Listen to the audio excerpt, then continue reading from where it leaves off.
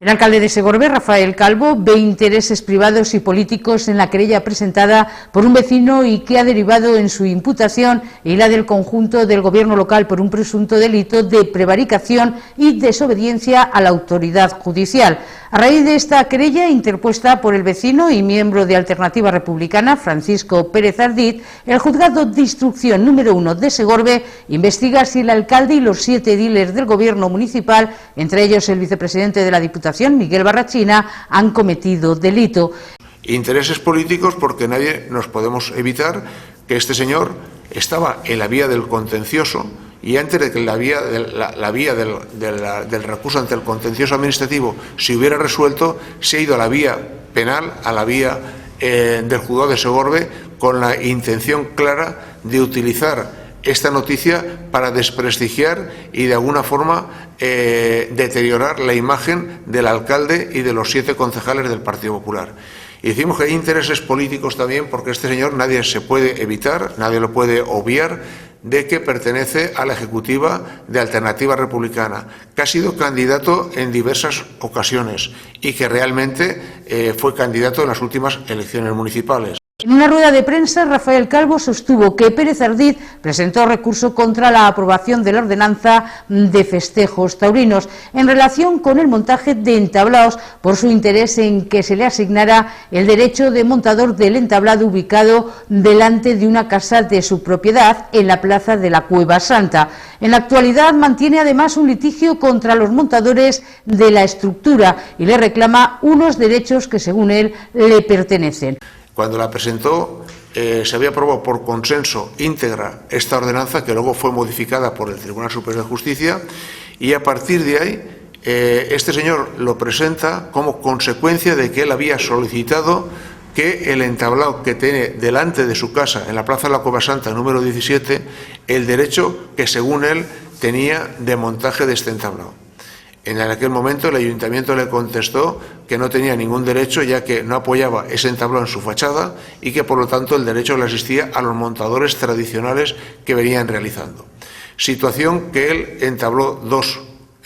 recursos, uno, un litigio también por la vía penal contra los montadores de ese entablado, con lo cual aún persiste este litigio contra estos señores, y contra nosotros un recurso por la vía del contencioso. El alcalde se muestra convencido de que si este señor no hubiese tenido interés por dicho entablado, no habría presentado recurso alguno.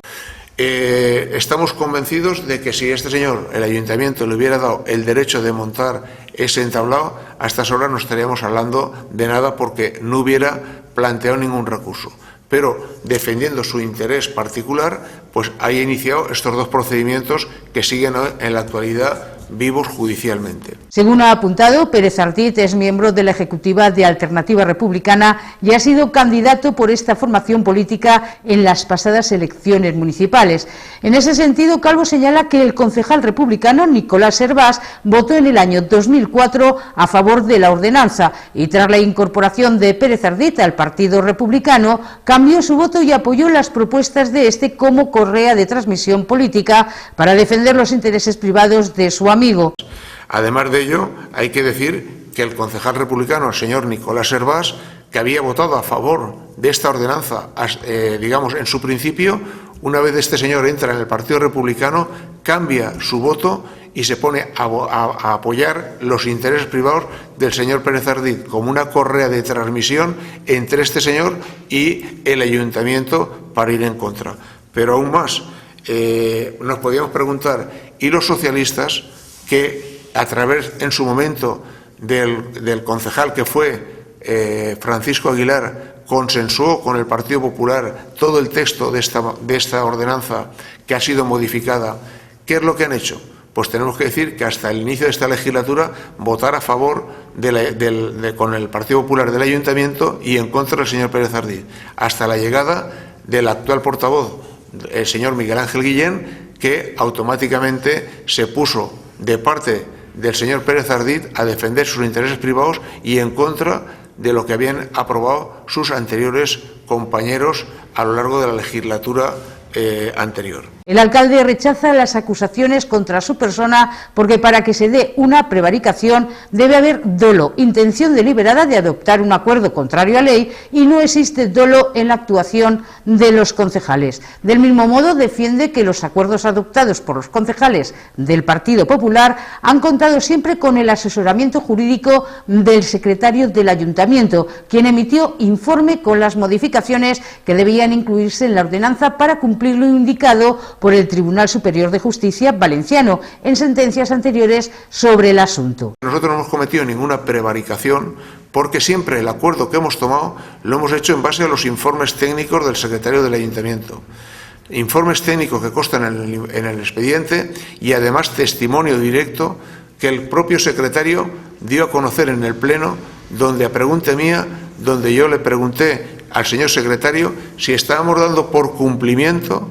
o por cumplido la directriz que había marcado el Tribunal Superior de Justicia. Y él dijo claramente que en efecto se estaba dando cumplimiento. Por lo tanto, no ha habido ninguna intencionalidad por nuestra parte de cometer un delito o de tomar un acuerdo contrario a ley, como dice el abogado o el señor Pérez Ardid, y como cuenta con el apoyo de los partidos que en este momento tiene a su favor, como son el Partido Socialista y el Partido Republicano. Desde el Grupo Municipal del Partido Popular tienen muy claro el objetivo de esta querella, que no es otro que la difamación y el deterioro de la imagen política del alcalde y concejales, en un momento en el que la sociedad está muy sensibilizada con los casos de corrupción, según concluyó el alcalde. Por lo tanto, vemos que aquí hay una operación orquestada, una operación bien programada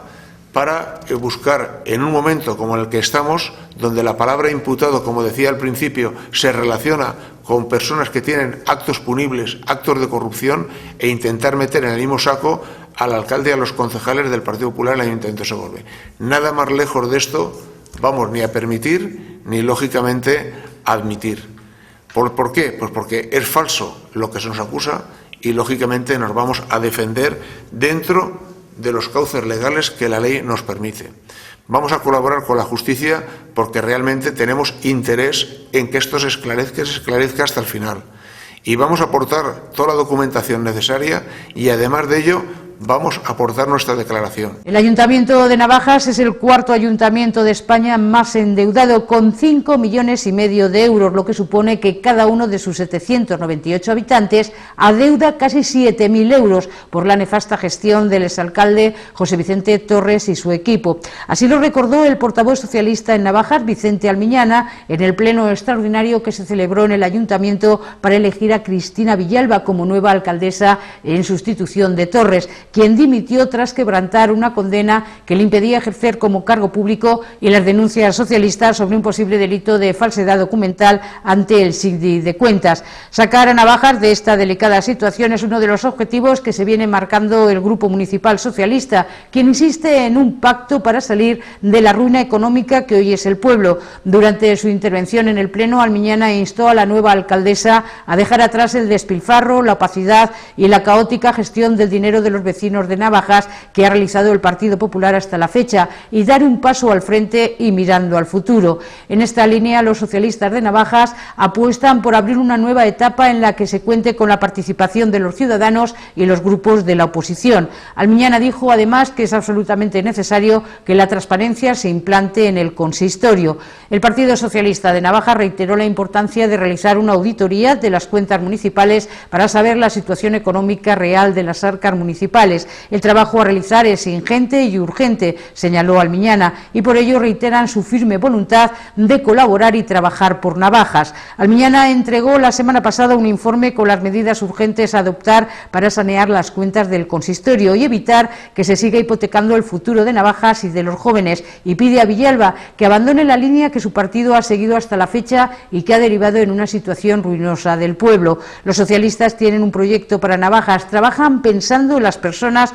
y con el objetivo claro de devolver a los vecinos una estabilidad económica que garantice empleo y evite la huida de los jóvenes, según dijo Almiñana. El Consejo de Participación Ciudadana celebró sesión ordinaria el pasado martes por la noche con la asistencia de representantes de 25 asociaciones y del Grupo Municipal Socialista y Popular. La convocatoria estaba centrada en dar conocimiento de la plantilla y presupuestos para el año 2015. Por parte del alcalde Rafael Calvo se dio a conocer, en primer lugar, que este año se ha modificado la redacción de estas cuentas en base a la estabilidad presupuestaria y dentro de ella al techo de gasto, lo que obliga al ayuntamiento a presentar un presupuesto acorde a la liquidación de los gastos que se realizaron en el año 2013, que ascendieron a 7.562.355 euros. Es por ello que se han tenido que reajustar todas las partidas en base a esta cantidad, lo que ha supuesto una reducción de un 14% frente al año pasado.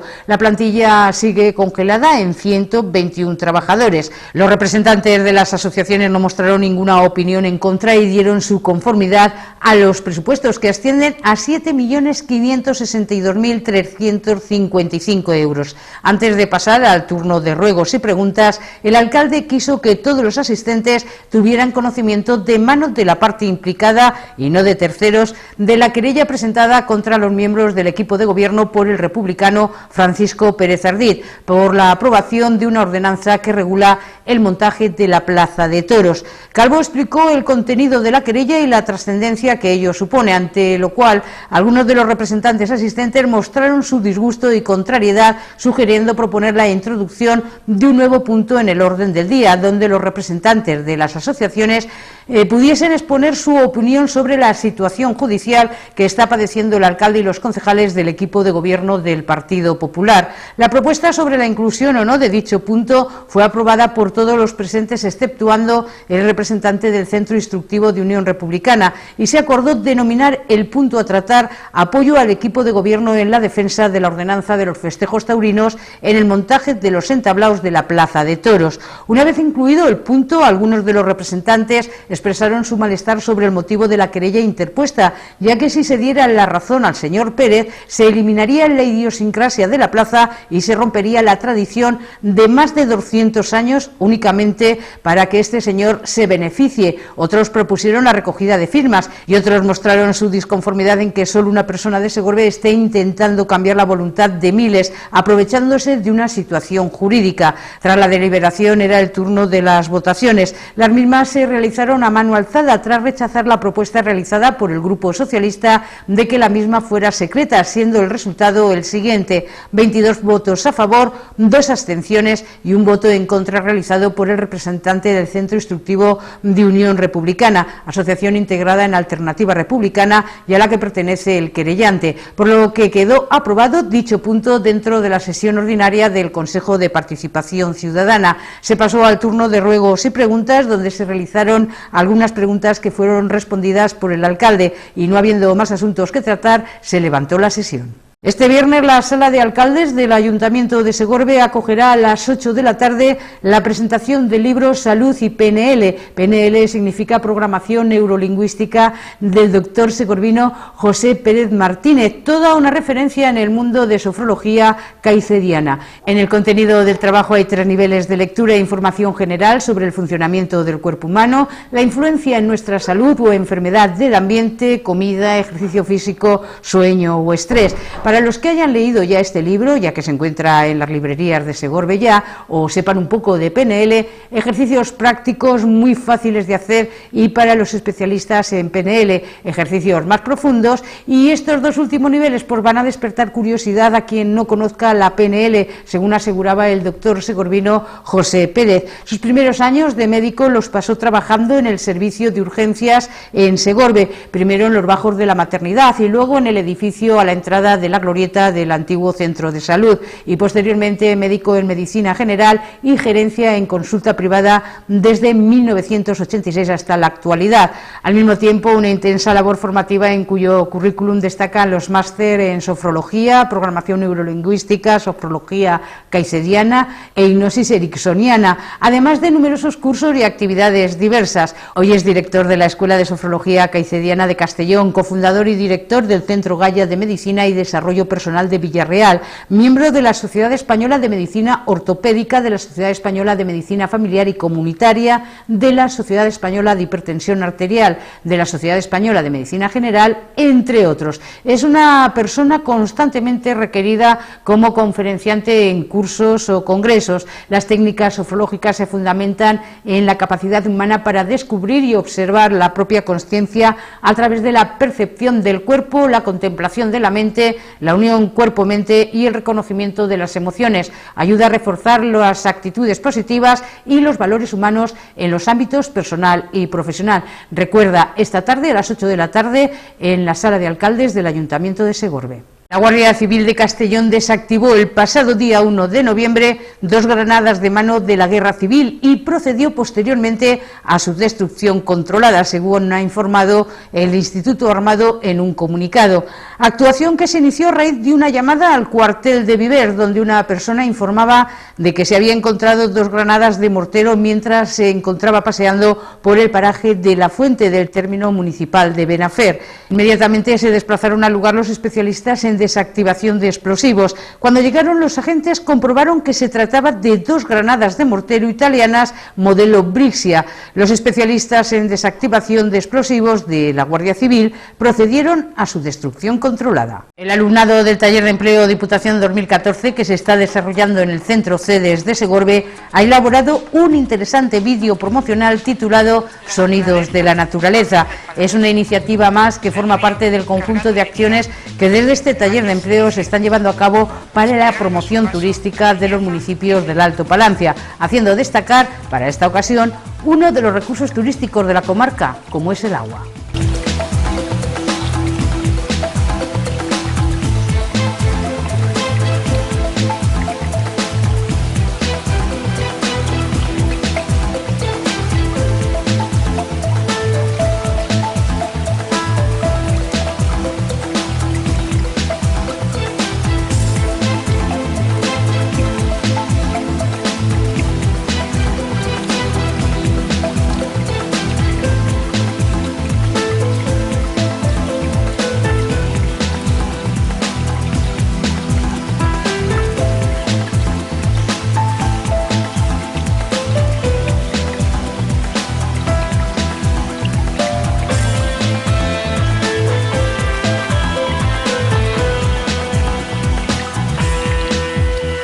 Disfruta en familia de sus lagos y pozos.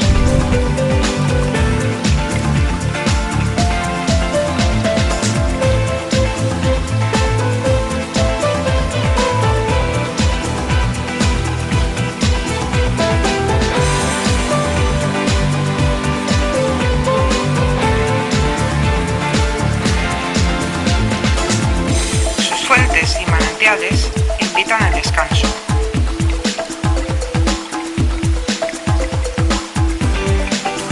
Paisajes de ensueño florecen entre las riberas del Palancia y surgen numerosos rincones de paz y belleza.